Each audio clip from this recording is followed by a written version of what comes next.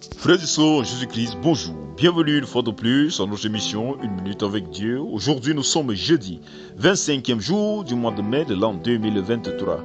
Nous bénissons Elohim, le Dieu créateur du ciel et de la terre, le Dieu d'Abraham, le Dieu d'Isaac, le Dieu de Jacob, en Jésus-Christ notre Seigneur et Sauveur, pour cette grâce qu'il nous donne de partager encore ensemble en ce jour. Je suis le serviteur Manel.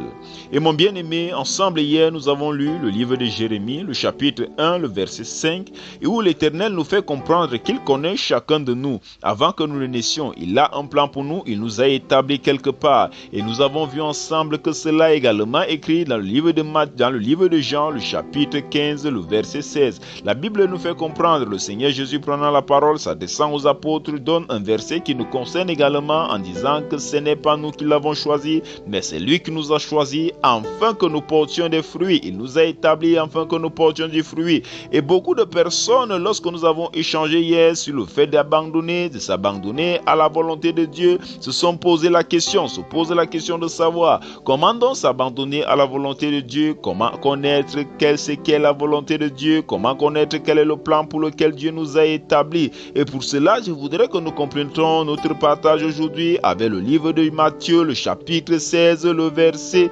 25. Il est écrit: car celui qui voudra sauver sa vie la perdra, mais celui qui la perdra à cause de moi la trouvera. Mais bien aimé, voici un verset. La Bible nous fait comprendre que celui qui veut sauver sa vie va la perdre, mais celui qui va la perdre à cause du nom du Seigneur Jésus-Christ va la sauver. Voilà comment donc tu dois te comporter pour être sûr d'être dans le plan de Dieu. Mais comment perdre dans sa vie? Comment perdre sa vie? Comment être en accord avec ce verset? Ce verset nous montre juste une façon dont nous devons nous comporter face à toutes les situations auxquelles nous faisons face. Je vais prendre l'exemple. Tu peux être avec ton frère, tu peux être avec ta soeur, tu peux être avec ton ami qui t'a offensé. Et réellement, il t'a offensé, mais dans cette offense, il a vraiment tort et toi, tu as sincèrement raison. Lorsque tu veux vivre selon ta vie, la vie voudrait que tu te rendes justice car réellement tu as raison. Mais lorsque on dit ici perdre ta vie pour le Seigneur Jésus, tu vas te comporter non selon ta justice, non selon la justice des hommes, mais tu vas te comporter selon la justice du Seigneur. C'est-à-dire tu vas trouver assez de force pour exercer la miséricorde. En quelque sorte, ce que la Bible veut nous montrer ici, c'est que nos choix ne doivent pas nous regarder nous-mêmes. Lorsque nous faisons un choix, ça ne doit pas être nous la priorité de ce choix, mais la priorité de ce choix d'être la volonté de Dieu. C'est ainsi que la Bible dit que tu as perdu ta vie, parce que lorsque tu vis ainsi, ce n'est plus toi qui vis, mais c'est le Seigneur Jésus qui vit. Tu ne vis plus pour toi, mais tu vis pour le Seigneur Jésus-Christ. Et lorsque tu commences à vivre ainsi, lorsque tu vis pour l'amour de Dieu, lorsque tu fais des choses pour l'amour de Dieu, c'est-à-dire il y a certains endroits où les personnes agiront avec colère, il y a certains endroits où les gens se vengeront, mais toi tu réussis à trouver de la place pour pardonner, toi tu réussis à trouver de la place pour vivre la paix, pour pardonner. Mon bien-aimé, c'est ce que la Bible voudrait que tu aies. Lorsque tu commences à agir ainsi, lorsque tu agis ainsi, que toutes tes décisions sont influencées par la volonté de Dieu, par la question de savoir qu'est-ce que Dieu veut que je fasse dans cette situation,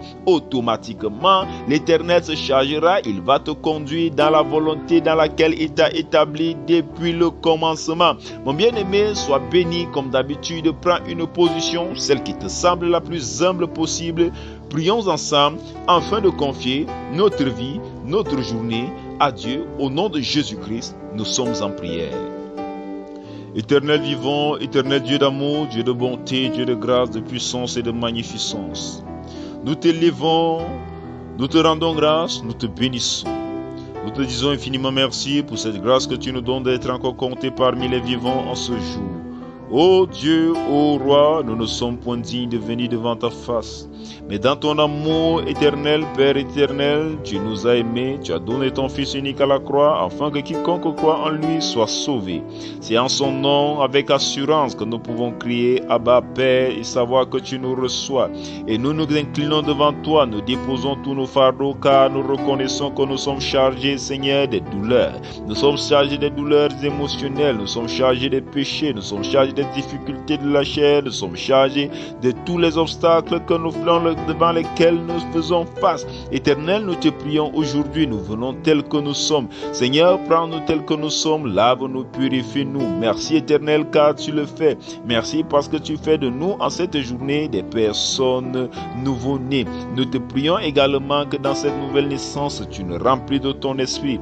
Remplis-nous de ton Saint-Esprit de manière que nous marchions non selon la volonté de la chair, mais selon ta volonté. Père éternel, apprends-nous à vivre dans ton dessein. Apprends-nous en cette journée éternelle vivant à perdre notre vie pour mieux la sauver dans ton saint nom. Seigneur, que nous marchions uniquement selon ton saint désir. Éternel, nous te bénissons, nous te rendons grâce car à ton nom, nous savons que nous avons la victoire. Et c'est au nom de cette victoire, au nom de Jésus-Christ que nous proclamons en ce jour que tout plan de l'ennemi, tout plan de sorcellerie, toute chose forgée contre nous en ce jour est nul et sans effet dans le nom puissant et souverain du Seigneur Jésus-Christ. Merci éternel vivant, merci éternel puissant.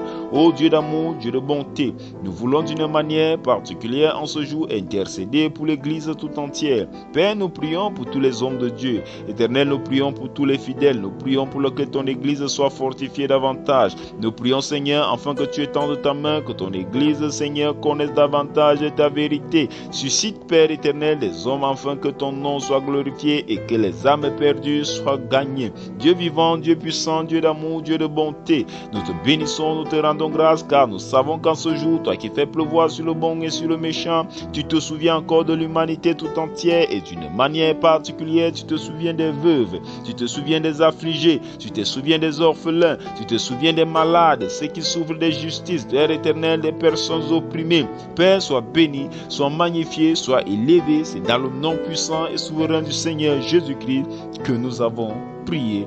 Amen. Nous sommes arrivés à la deuxième partie de notre émission. Il s'agit de celle du partage quotidien. Comme vous le savez, nous sommes en train de partager ensemble sur le livre d'Éphésiens, le chapitre 5. Et je voudrais ensemble que nous partagions sur le verset 18. J'ai voulu que nous nous attardions sur le verset 18 car c'est un point qui concerne beaucoup d'entre nous. Il est écrit, ne vous enivrez pas de vin, c'est de la débauche. Soyez au contraire remplis de l'esprit. Ça, c'est un verset que chacun d'entre nous doit avoir dans son cœur. Car c'est la vérité, il faut le savoir et nous tous le savons, nous sommes dans une génération où le vin a pris une ampleur. Nous sommes dans une génération où l'esprit de soulardise, où l'esprit d'ivrognerie a pris beaucoup d'ampleur. Et c'est ainsi qu'on va voir beaucoup parmi nous qui peuvent se voir arrêter toutes choses, mais pas arrêter la consommation d'alcool. Mon bien-aimé, voici un verset qui dit clairement qu'il ne faut pas s'enivrer du vin. Mais beaucoup de personnes disent ici qu'on parle de l'ivrognerie et qu'ils se disent qu'ils ne sont pas des ivrognes. Mon bien-aimé, je veux te dire ici de quoi parle la Bible lorsque la Bible parle de l'ivrognerie. La Bible parle de l'amour que l'on a de l'alcool. Lorsque tu commences à constater que tu as un amour démesuré pour l'alcool, c'est-à-dire qu'il y a des personnes qui ne peuvent pas passer un jour, il y a des personnes qui ne peuvent pas passer un jour sans boire de la bière, ils ne peuvent pas passer un jour sans prendre de l'alcool.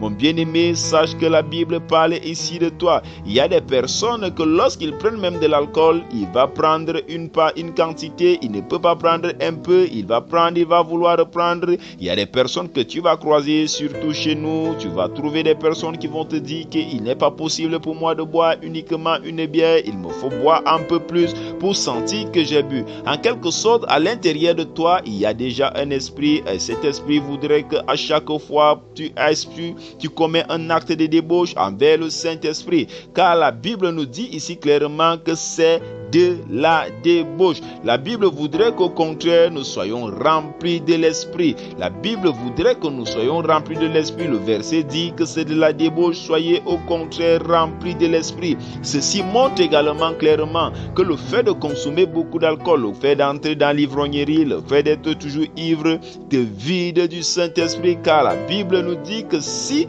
tu consommes du vin, tu n'es pas rempli du Saint-Esprit, mais si tu n'en consommes pas, tu seras rempli. Car l'esprit ne peut pas se sentir à l'aise dans un corps qui à chaque fois rempli d'alcool. Souvenez-vous toujours de ceci. Ton corps est le temple du Saint-Esprit. Ton corps est comme une maison d'habitation. Et lorsque tu salis cette maison d'habitation, tu mets les personnes qui habitent à l'intérieur mal à l'aise. Je voudrais que toi qui es habité par cet esprit d'ivrognerie, quand ce jour tu pries l'Éternel qu'il t'aide à quitter. Même si tu trouves que c'est difficile, je voudrais te dire que ce n'est pas difficile pour l'Éternel de te faire quitter cela, car il y en a beaucoup avant toi qui étaient dans une situation plus compliquée que la tienne, mais ils ont réussi à sortir de là. Que Dieu vous bénisse abondamment. Nous allons continuer demain. Une fois de plus, nous voulons remercier tous nos frères et sœurs qui prient pour nous. Continuez de prier pour nous. C'est grâce à vos prières que nous pouvons avancer. Si vous voulez nous contacter également, contactez-nous au plus 237